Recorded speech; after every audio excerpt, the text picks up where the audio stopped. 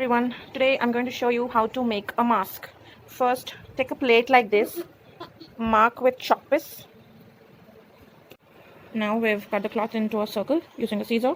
Now fold this like this and again like this. Make sure it is equal. Now cut it here and here. We have 4 parts.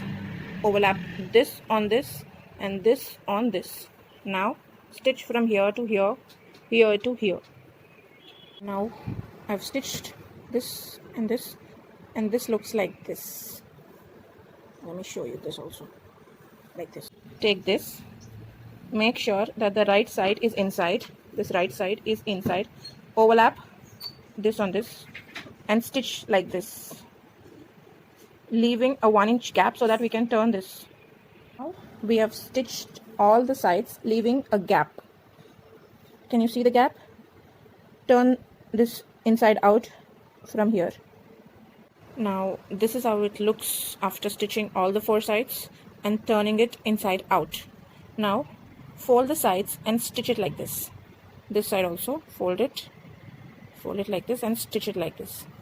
Insert an elastic like this on both the sides.